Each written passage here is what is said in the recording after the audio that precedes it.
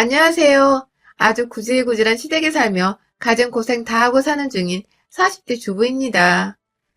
아픈 올케 등골 빼먹으려고 기생충처럼 들러붙으려 한 우리 못난 신우에 대해서 오늘은 낱낱이 공유해보도록 하겠습니다. 저는 대학병원 간호사였어요. 직업만 들어도 힘들겠다고 한숨부터 먼저 푹 쉬시는 분들도 계실 텐데요. 저는 간호대학 들어가서 졸업하자마자 국시에 합격하고 다니던 대학병원에 입사를 한 이래 정말 단 한 번도 제대로 쉬어본 적이 없이 쭉 근무를 했습니다. 주기적으로 반복되는 3교대 근무가 제 몸을 망가뜨려 가고 있었지만 저의 평생 직업이란 생각만을 하면서 쉬지 않고 일을 했네요. 그와 더불어 얻는 보람과 성취감, 뭐 여러 가지 복합적인 감정들도 늘 감사하게 여기는 사람이었고요. 그러다가 정말 강제적으로 직장을 그만둘 수밖에 없었습니다. 제가 상대하던 환자와 정말 아주 사소한 걸로 시비가 붙어버렸거든요. 입원하던 일주일 내내 반말부터 시작해서 집안 도우미 아줌마 마냥 집안일 시키는 종 취급을 하고 무슨 식당 웨이트리스라도 된다는 듯 배달 음식까지 시켜달라는 환자. 이런 환자 여러 봤지만 저 말고 다른 신입 간호사 명찰까지 손대며 삿대질을 해대는 꼴에 제가 더 이상 참지를 못했어요. 따끔하게 병원 규칙부터 간호사가 하는 일을 설명을 드렸죠. 그 전에 이미 먼저 사근사근 말을 했는데도 귓등으로 쳐듣지를 않아서 제 나름대로 다른 간호사 후배들까지 다 책임진다는 생각을 하고서 작정하고 말을 꺼낸 것이었어요. 하지만 결국 돌아온 건 그 사람의 상상하기도 싫은 엄청난 삿대질과 모욕적인 말, 그리고 실제로 제빵까지 때리며 더 심한 폭행까지 하려고 겁박을 하던 모습뿐이었습니다. 다른 동료 간호사들은 제 편을 들어주다 말고 완전히 태세전환으로 모른 척 돌아섰고, 저는 결국 환자를 혼자서 그따구로 상대했다가 환자를 화나게까지 만들어서 병원 컴플레인 걸려오고 난리가 났다며 저는 환자에게 사과할 것을 강요받았고, 실제로 저는 직장을 위해서 그 진상 환자 앞에서 고개 숙여 사과를 했습니다. 너무나도 수치스러웠고 너무나도 한탄스러워 지금도 글을 쓰면서 손가락이 벌벌 떨리네요. 하지만 그렇게 사과를 하고 난 후가 더 고역이었어요. 동료들에겐 제가 그냥 별나고 자신들을 수치스럽게 만든 장본인이라 생각을 하며 저를 피하기 시작한 것입니다. 네, 사내 왕따를 당해버린 거예요. 사표를 쓰지 않을 수가 없었습니다. 평생 직업이라 여기서 쭉쭉 승진까지 해서 나 자신만의 확고한 커리어를 쌓아보자고 멋지게 꿈도 꿔봤지만 결국 그 꿈을 지켜낼 수가 없었습니다. 그렇게 퇴직을 하고 나서 보니 그래도 퇴직금에 그간 모아놓은 간호사 월급으로 제법 적지 않은 돈을 통장에 지니고 있었어요. 뭐 그래봤자 저는 결혼도 했고 아들 하나도 키우고 있어서 그 돈은 가정의 보탬이 되도록 써야겠다는 계획뿐이었지만 그래도 기분은 좋더라고요. 더 솔직하게 말하자면 내가 지난 몇십 년간 개고생하며 일을 했던 게 결국 이렇게 사소한 통장 안의 숫자들로 기입이 되는구나 싶어서 내심 허탈하기도 했습니다. 저는 그 후로 사람들을 만나는 것도 괜히 두렵고 걱정이 되고 하다하다 기피까지 하게 되면서 더욱 집안에 숨게 되었는데 말이죠. 아무튼 그렇게 퇴사를 하고 거의 10개월 정도는 정말 집안에서 꼼짝도 안 하고 아들 키우고 남편 내조 하면서 살았어요. 만약 가족들이라도 없었으면 저는 당장 하고 싶은 것도 해야 할 일도 없어서 그저 침대 위에 멍하니 누워있기만 했을지도 모릅니다. 그래도 아들이 옆에서 자꾸 엄마 엄마 하면서 일부러라도 엉겨붙어주고 남편도 자꾸만 집에서 이것저것 해보라고 짐대는 식재료에 이것저것 돈을 들이부어 저 심심하지 말라고 자꾸 뭘 사오는데 주변 사람들 봐서라도 제가 얼른 기운을 차려야겠더라고요. 그런데 문제는 제가 기운 차려내던 그 시기에 껌딱지처럼 둘러붙어 거머리 마냥 제 피를 쪽쪽 빨아먹으려 한 악마 같은 년이 있었다는 것입니다. 지금 생각해도 얘는 병원에서 제가 상대했던 그 진상 환자보다 더 질이 나쁜 놈 같네요. 그 환자는 본인이 개념 없는 사람이란 걸 대놓고 자랑한 듯 티내기라도 했지. 이년은 그걸 감쪽같이 속여서는 자기는 아무것도 모르는 순진한 양인 척하며 지냈거든요. 자꾸 제가 년년거리는 인연은 바로 저희 형님이십니다. 저와 형님은 2살 차이가 나요. 정말 자매로 치면 친구처럼 지낼 수도 있는 얼마 차이 나지 않은 나이죠.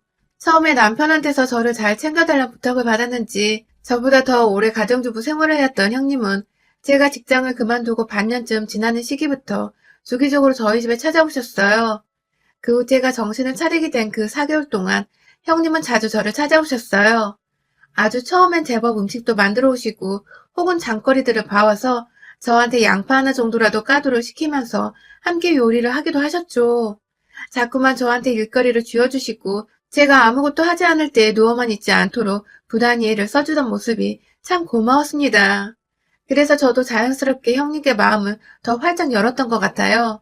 그런데요, 그때부터 뭔가 제가 형님께 털리기 시작했어요. 집으로 자주 찾으시더니 한 달 정도 지나서부터 돈을 꾸시더라고요. 맨 처음엔 저한테 아주 자연스럽게 현금이 있냐고 물어보셨어요. 택시 타고 왔더니 기사님이 집 바로 앞에 세워주는 바람에 과일 마트에 들리기가 애매했다고 집만 놓고 다시 장 보러 가려 했는데 카드 말고 현금이 없다면서 현금으로 사야 얼마 더 싸게 판다며 주저리 잘도 진짜인 것처럼 신박하게 설명을 하시길래 현금은 없어서 계좌이체로 해드리면 되겠냐고 물었어요. 뭐 요즘 과일 가게에서 결제는 계좌이체로도 쉽게 하니까요. 그래서 고맙다고 갚겠다면서 조화를 하시더니 10만 원을 부르시더군요. 과일 사는데 10만 원이요. 순간 좀 많다 싶었는데 잔돈 남으면 당연히 돌려줄 텐데 형님도 그냥 계산 씌우시려고 10만 원을 부르셨구나 싶었습니다. 그런데요. 한 30분 정도 장을 보러 나갔던 형님이 집으로 돌아오시는 길에 들고 온 과일은 딸랑 사과 6개가 전부였습니다. 그것도 뭐 어디 대단한 지역 특산물도 아니고 그냥 검은 봉다리 안에 들어있는 사과 낱개로 6개 말이죠. 처음부터 사과를 사려 했는데 10만 원이나 빌린 건가 싶어서 의아했던 그때 과일 상태가 너무 안 좋아서 제일 멀쩡해 보이는 사과만 사왔다며 멋쓰게 하시더라고요. 그럼 그렇지. 전 제가 괜히 형님을 오해했다 싶어 괜히 민망하더라고요. 감사하다고 사과를 받아선 씻고 깎아서 같이 먹으려 세팅을 하는데 그때 형님이 핸드폰을 확인하시며 약속을 깜빡했었다며 먼저 가봐야 한다고 급하게 가방을 챙겨 나가버리셨어요. 졸지에 사과 6개가 덩그러니 제 집안에 남겨진 저는 뭐 별 수 없다며 혼자 사과를 먹는데 우리 형님 나한테 사과값 뺀 나머지 돈을 안 주셨네 싶더군요. 이마트에서 한 5천 원도 안 하는 가격인데 혼자 9만 5천 원을 설마 까먹었다며 안 주실까 싶어서 다음에 또 형님이 오실 날에 받고자 생각을 했어요. 하지만 그 다음날도 집에 오신 형님은 이번에 갑자기 집에서 쉬다 아이스크림 먹고 싶다는 이유로 혹은 배달앱 주문을 해보자면서 자기한테로 계좌이체를 요구하셨고 저는 또 제 걱정에 집까지 찾아오신 분한테 거절하기가 그래서 매번 10만 원씩 계좌 입금을 해드렸어요. 제가 원한 거 아니고 형님이 10만 원을 부르시길래 드린 거고 전 이게 다 저한테 잔돈을 거슬러 주기까지 형님이 알아서 계산을 하고 계시니까 돈을 막 부르시는 거라 생각을 했어요. 당연히 형님은 그렇게 순식간에 아프다는 올케한테서 거의 50만 원 빌려가 놓고는 거의 한 달가량의 발길을 뚝 끊고 저희 집에 오지 않으셨습니다. 처음엔 연락까지 주면서 몸이 아프다 혹은 아이 때문에 바쁜 일이 많다며 미루시더니 아예 연락 없이 발길을 딱 끊어버리셨죠. 형님께 빌린 돈 갚으라 말씀드리기엔 누워만 있으려던 저를 일으켜 세워주셨던 분이니까 경우가 아닌 것 같아서 그냥 모른 척 하기로 했습니다. 집에 오고 가고 하는데 드는 경비를 들었다 생각을 했죠. 그렇게 잊어가려던 중에 형님이 또 집에 찾아오셨어요. 연락도 없이 빈손으로 찾아오신 형님은 제 상태를 갑자기 확인해보고 싶었다면서 올케 괜찮냐고 막 물어보시고 걱정을 해주시는데 괜시리 고맙더라고요. 그런데 그 다음 말은 좀 생뚱맞았습니다. 제가 이제 출퇴근도 안 하니 옷이 필요 없지 않냐면서 자연스럽게 말을 꺼내시더니 갑자기 제 안방으로 들어가시더니 급기야 자연스레 제 옷장을 마음대로 들춰보는 겁니다. 집에 와서 제 옷장까지 가는데 걸리는 시간은 정말 10분도 안 걸린 것 같은데 그 과정이 너무 자연스러워 제가 다 당황을 했어요. 비록 안 입는 옷들이 많지만 저는 대부분 옷을 저렴한 거 여러 개 사는 것보다 진짜 질 좋고 브랜드 있는 옷 한 벌 사놓고 오래 잘 입는 스타일인지라 거의 대부분 몇십만 원대의 옷들인데 이걸 외출 안 한다는 이유로 자기 줄 거 없냐고 들춰보는 형님이 순간 딱 그 진상 환자 같아서 숨이 막히더라고요. 저 다 입는 옷이에요.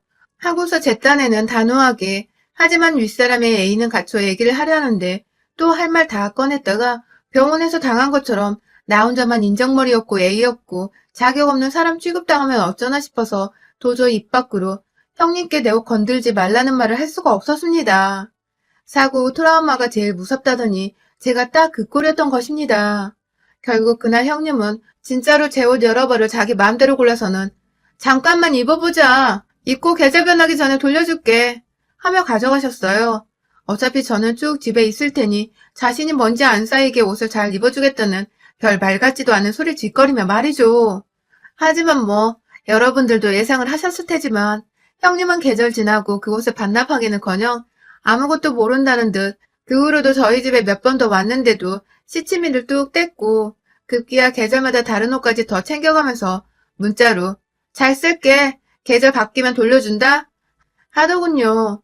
중간에 또 여러 번 자기 아들까지 데려와서는 시간이 남아서 숙모얼굴 보여줄 겸 데려왔어. 하시더니 애들 먹을 것이 냉장고 안에 한 개도 없다면서 저희 아들은 도대체 뭘 먹으면서 지내고 있냐고 걱정을 한가득 해주시더니 또 돈을 빌려달라고 하시더군요. 가서 장을 봐오려 하는데 다 올케나 먹을 것들이니까 본인 카드를 쓰기는 좀 그렇다고 말이죠. 대신 장까지 봐주시려는 건가? 아니면 저번처럼 또 조그만 거 몇 개 사면서 돈 10만 원 빌려가는 건가 싶어 꺼림칙스러운데 그때 형님의 입에서 뜬금없이 20만 원이 튀어나왔습니다. 어디 누가 보면 무슨 이마트까지 가서는 몇 박스째 식량을 구해올 기세였어요. 제가 살짝 놀라는 티를 내면서 무슨 20만 원이나 쓰려 하시냐. 장은 우리가 주기적으로 보니까 괜찮아요. 라고 말씀을 드렸지만 형님은 올케가 그래서 빵점짜리 와이프인 거야. 집에서 가정주부가 이런 건 미리미리 사놓고 채워놔야지. 누가 남편 데리고 장까지 보고서 들고 오게 만들어. 하면서 제가 오랫동안 직장생활을 하느라 가정주부가 뭘 어떻게 해야 하는지를 전혀 모르고 있다며 그런 행동들은 다 남편 힘들게 하는 짓들이라고 저한테 나름의 충고까지 해주시더라고요. 급기야 그러다 남편이 도망간다는 소름 돋는 농담을 아무렇지 않게 자기 애들 앞에서 웃으며 얘기를 하는데 서서히 뭔가 우리 형님 스타일을 알 것도 같은 게 참 기분 별로였습니다. 결국 형님이 장을 봐오겠다고 자기 말 들으라고 해서 그냥 확 카드를 줘버려야지 하다가 진짜 얼마 긁을지 가늠이 안 되어 겁이 난다며 그냥 현금 20만 원을 이체해드렸어요. 돈 보내면서도 내가 진정한 호구구나 하면서 진짜 한심했지만 자기 엄마를 도둑년 취급하는 건가 싶어 절 빤히 쳐다보는 형님의 아이들이 신경 쓰여 어른들은 그런 모습을 보이면 안 되는 거라며 저 스스로를 이해시키며 돈을 이체했어요. 그리고 뭐 결과는 역시 나왔습니다. 장보러 갔다는 형님은 20만 원 챙겨가고서도 30분이 채 되지 않아 다시 집에 오셨는데 이제 보니 이마트는커녕 그냥 집 앞에 있는 동네 슈퍼를 가면서 돈 20만 원을 빌려달라 한 거더라고요. 역시나 집에 사온 물건들을 보니 우유, 시리얼, 동네 빵집에서도 아닌 동네 슈퍼에서 파는 저렴한 식빵에 저희 아들 먹으라고 젤리 같은 걸 여러 개, 합이 한 2만 원이 되었을라나? 고작 그거 사려고 20만 원을 빌려가더니 들고 온 봉지를 보고 제가 하도 어이가 없어서 그걸 웃지도 못한 채 쳐다보니 지도 민망했는지 멋쩍게 웃더니 한다는 말이 이 동네는 살만한 게 없더라고. 라더군요. 그 한마디하고는 음식들을 냉장고에 넣지도 않고 부엌 식탁에 올려두더니 이전의 레파토리처럼 핸드폰 한번 쓱 꺼내서는 이제 애들 때문에 가봐야겠다고 슈퍼에 들어누워 핸드폰 게임을 하고 있는 애들이 뭐 그리 바쁜 일정이 있는지 애들 핑계대면서 불러서는 우르르 집 밖으로 나가는 형님. 하, 진짜 이거 완전 똥벌 받더라고요. 제가 남이었으면 제가 당연히 뭐 이런 또라이가 다 있냐며 돈을 받아냈겠죠.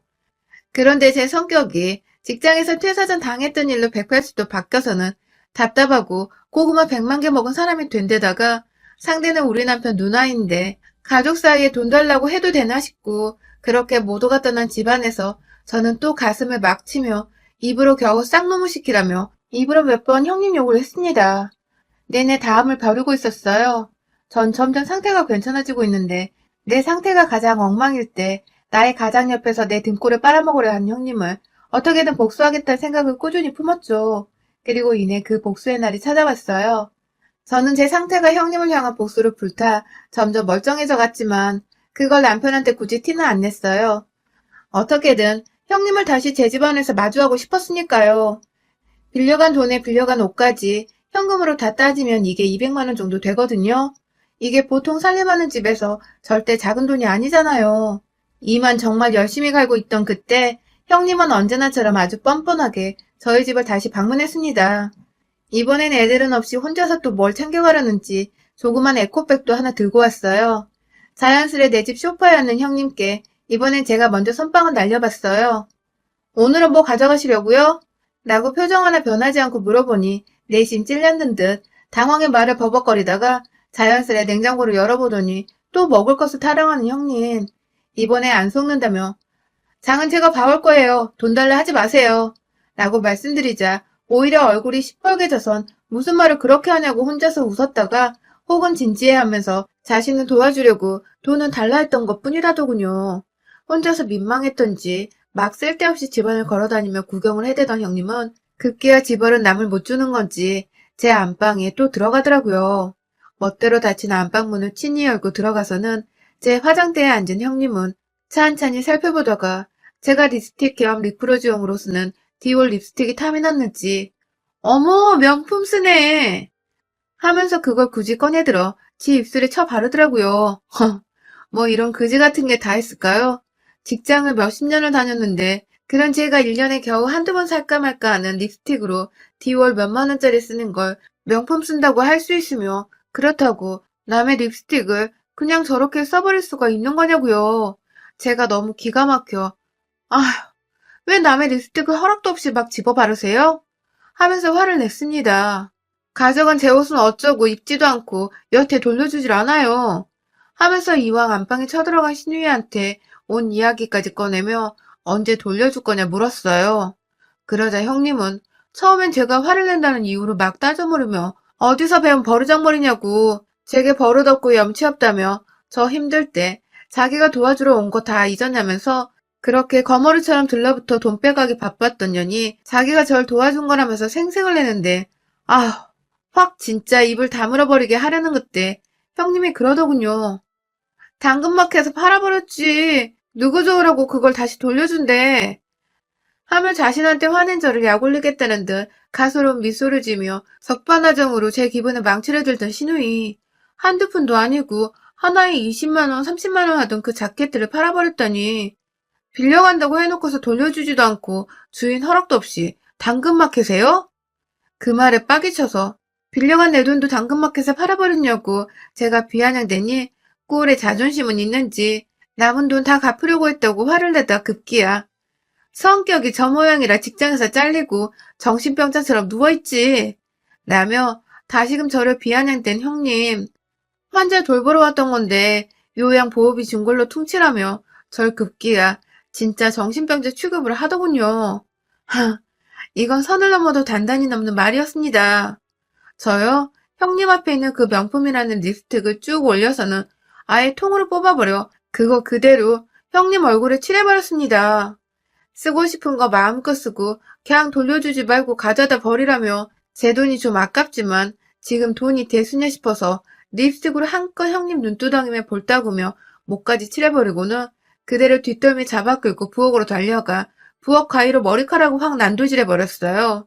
마침 긴 머리에 곱슬 파마를 해서 제 손 안에 잡히기가 쉬웠는데 나는 이거 잘라다가 암 환자분께 기부할란다 하면서 정말 한순간에 그 털을 뽑아버렸네요. 저 진짜로 그 머리카락 소아암 환자분께 머리카락 기부하는 모발 기부 운동본부에 기부하려고 했습니다. 하지만 파마 머리를 안 된다네요.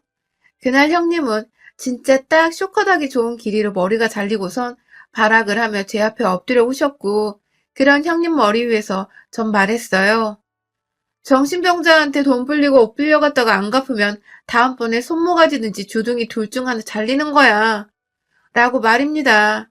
내일까지 빌려간 옷이랑 돈 원상복귀 안 시키면 지 자식들 앞에서 가위 들고 살찔 줄 알라고 겁박을 하니 그제서야 울다 말고 겁났는지 불이 나게 도망을 나가더니 정말로 다음날 빌려간 돈이랑 차마 당근마켓에 팔아버려 가져올 수 없었던 옷을 대신에 돈은 조금 더 보태주고서 자기가 입던 옷까지 미안하다며 가져왔더군요. 무서웠는지 밖에는 지 친구까지 데려왔고 말입니다. 물론 제가 제 집안에 발 못 디디게 또 가위 들고 설치며 지랄 발광을 하는 척을 하니 그 친구냐는 밖에서 대기만 하고 있었고요. 그 사이 진짜로 답이 없었는지 미용실 가서 머리는 쇼크까지 쳐왔고 말입니다. 그러게 사람 봐가면서 삥 뜯을 생각을 해야지. 사회생활만 20년 했고 진상환자 참교육하다가 그만둔 내가 좀 힘들 때 기회삼아 다가와 거머리처럼 들러붙으려 하다니. 뿌린 대로 제대로 걷어줬들 생각을 하니 제 이 두 손이 한 짓이 참 자랑스럽더군요. 형님의 진심 어린 사과로 둘 사이의 채무 관계는 완전히 하루 만에 해결이 되었습니다. 빌려간 돈도 일부 옷도 돌려받았고 전 이자로 형님의 머리카락을 쳐낸 것으로 일단락 시켰죠. 여러분, 혹시 가정 중에 여러분을 호구로 보며 돈 빌려가고 뜯어갈 궁리만 하는 인간들이 있으면 이제는 저처럼 두둑히 쳐서 받으시길 바랍니다. 여러분의 생각은 댓글로 남겨주세요. 오늘도 시청해주셔서 정말 감사합니다.